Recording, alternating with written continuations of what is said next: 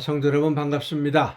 오늘도 하나님의 은혜 가운데 우리 모두에게 주신 사명 열심히 감당하면서 하나님이 기뻐하시는 열매 풍성하게 맺는 귀하고도 복된 하루가 된 줄로 믿습니다. 이 시간 우리가 함께 은혜를 나눌 본문 말씀 구약성경 에스겔서 15장입니다. 에스겔 15장 1절부터 5절까지에 있는 말씀 봉독합니다. 에스겔 15장 1절부터 5절입니다. 여호와의 말씀이 내게 임하여 이르시되 인자야 포도나무가 모든 나무보다 나은 것이 무엇이랴 숲속의 여러 나무 가운데에 있는 그 포도나무 가지가 나은 것이 무엇이랴 그 나무를 가지고 무엇을 제조할 수 있겠느냐 그것으로 무슨 그릇을 걸 못을 만들 수 있겠느냐 불에 던질 땔감이 될 뿐이라 불이 그 두 끝을 사르고 그 가운데도 태웠으면 제조에 무슨 소용이 있겠느냐 그것이 온전할 때에도 아무 제조에 합당하지 아니하였거든 하물며 불에 살라지고 탄 후에 어찌 제조에 합당하겠느냐. 아멘. 여러분 포도넝쿨 아시죠? 포도원에 가보면 포도 열매를 맺는 나무라고 하기보다는 그저 하나의 넝쿨입니다. 굳게 빳빳하지도 아니하고 구불구불하고요. 잘 구부러집니다. 휘청휘청해요. 그걸 가지고 어떤 그 가구를 만들든지 어떤 도구를 만들든지 할 수 있는 방법이 없습니다. 오늘 본문에도 보면 못 하나도 그러니까 벽에다가 이렇게 박아서 옷이나 이런 것들을 걸어 놓을 수 있는 못 하나도 못 만드는 왜냐하면 이게 약해서 부러지기도 하고요. 그 다음에 이게 휘청휘청거리고 그 빳빳하지 못해서 그 어떤 도구로도 쓰지를 못하는 겁니다. 그런데도 사람들이 포도나무를 귀하게 여기는 것은 그 나무에서 그 넝쿨에서 포도 열매를 얻을 수 있기 때문입니다.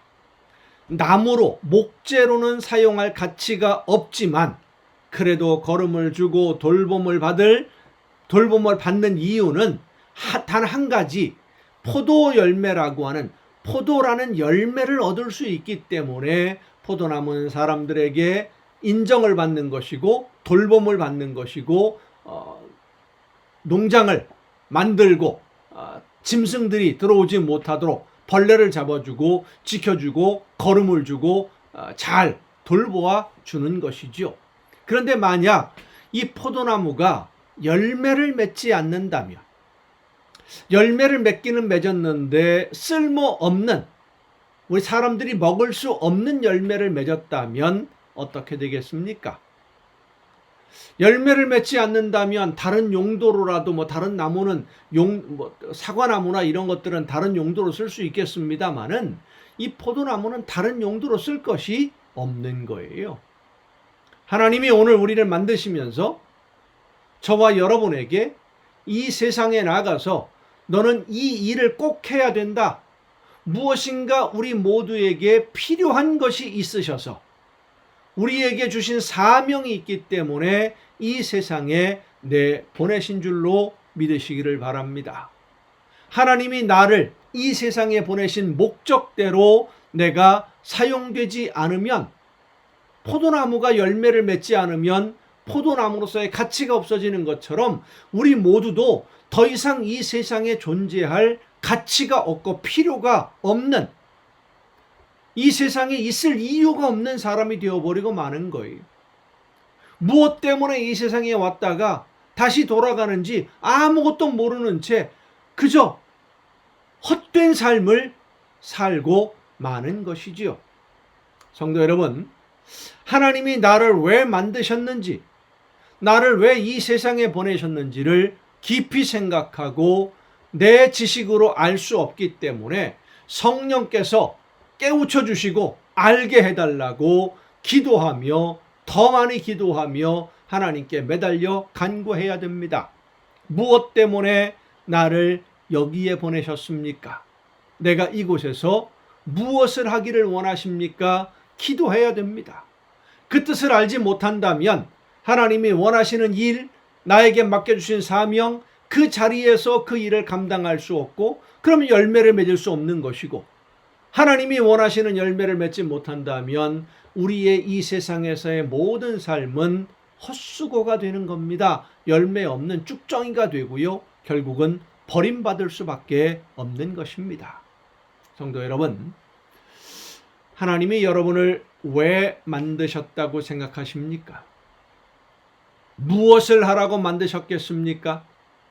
그저 이 세상에 태어나서 먹고 마시고 잠자다가 가정을 이루고 자녀들을 양육하고 돈 벌고 그런 일만 하다가 다시 하나님 만나러 오라고 이 세상에 보내신 것 같습니까? 아니면 나를 통해서 이루기를 원하시는 하나님의 나라,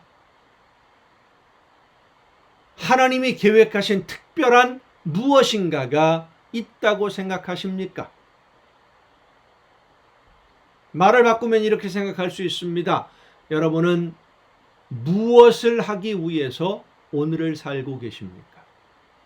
하나님이 여러분에게 무엇을 하라고, 어떤 일을 하라고, 어떤 삶을 살라고 시간을 주신 것으로 생각하십니까? 우리를 바라보시는 하나님의 마음을 생각해 봐야 됩니다.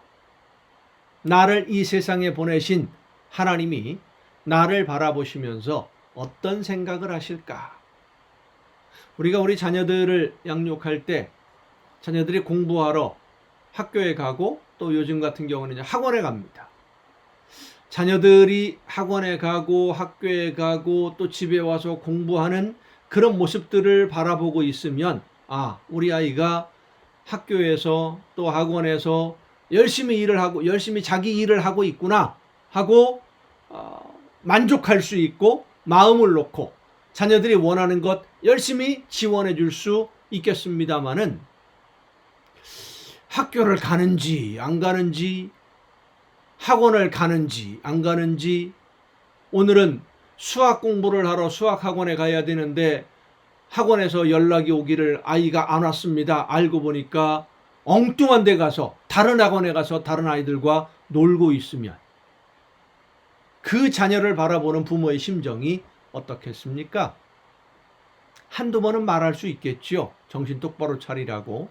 그런데 계속 똑같은 일을 반복하고 있으면, 뭘 해야 되는지를 모르면 그 부모님의 심정이 얼마나 답답할까요?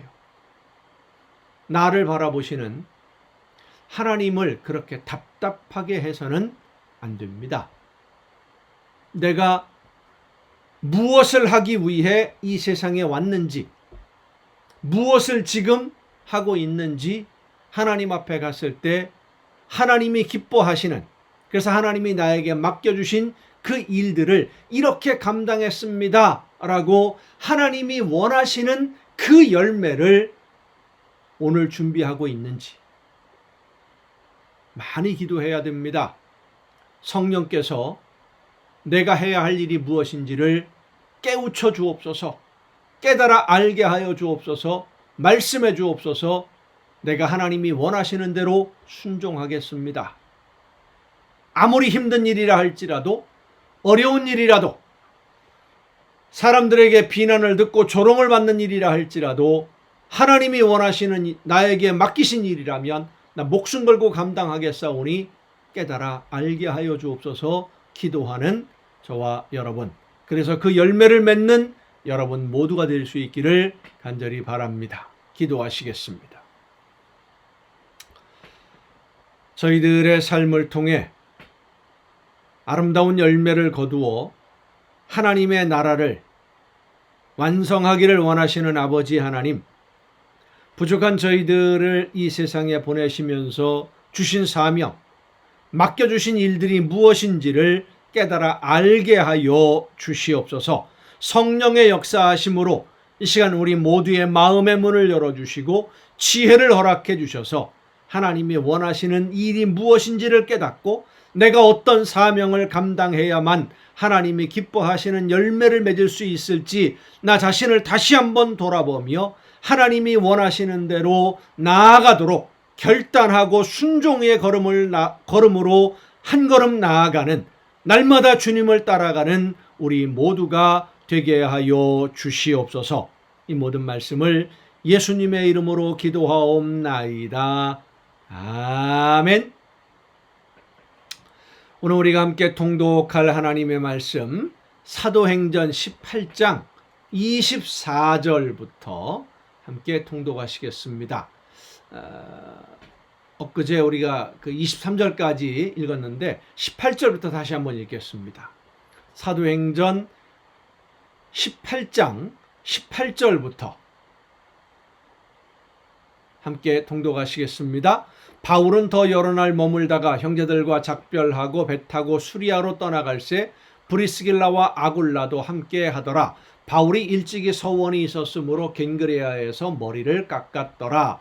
에베소에 와서 그들을 거기 머물게 하고 자기는 회당에 들어가서 유대인들과 변론하니 여러 사람이 더 오래 있기를 청하되 허락하지 아니하고 작별하여 이르되 만일 하나님의 뜻이면 너희에게 돌아오리라 하고 배를 타고 에베소를 떠나 가이사랴에 상륙하여 올라가 교회의 안부를 물은 후에 안디옥으로 내려가서 얼마 있다가 떠나 갈라디아와 부르기아 땅을 차례로 다니며 모든 제자를 굳건하게 하니라. 알렉산드리아에서 난 아볼로라 하는 유대인이 에베소에 이르니 이 사람은 언변이 좋고 성경에 능통한 자라.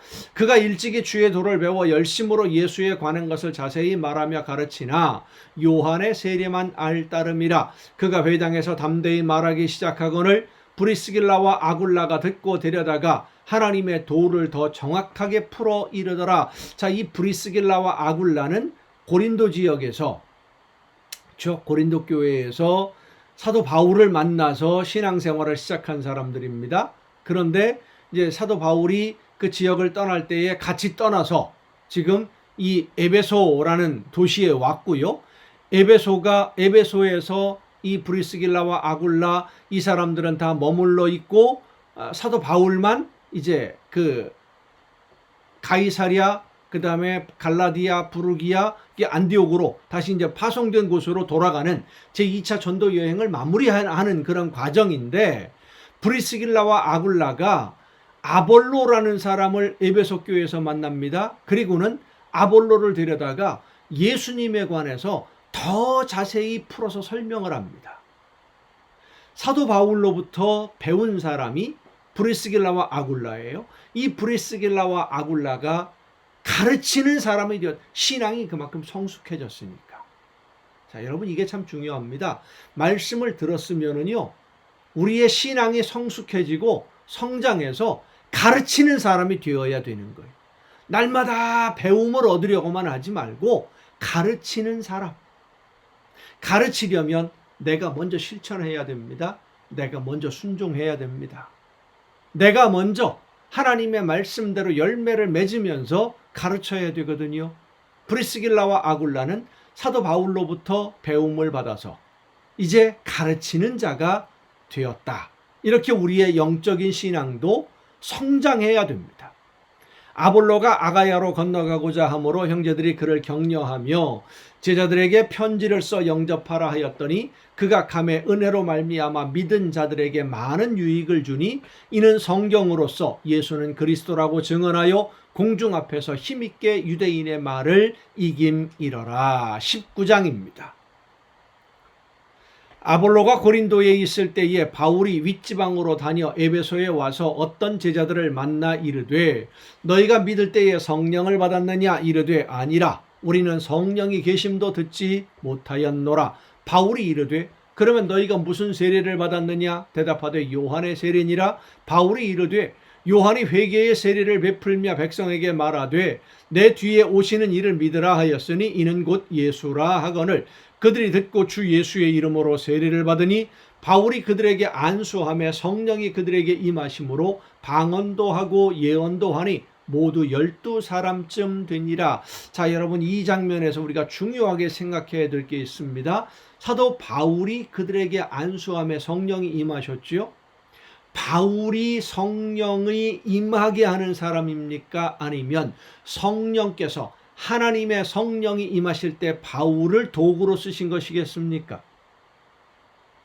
바울이 성령으로 하여금 이 사람에게들 들어가 주십시오. 그렇게 한 것이 아니라 하나님의 성령이 바울의 마음을 감동시켜서 그들에게 안수하게 하셨고, 그 바울을 도구로, 통로로 삼아 하나님의 성령이 임하신 거예요. 주인이 성령이십니다. 성령이 주인이고 하나님이 주인이십니다.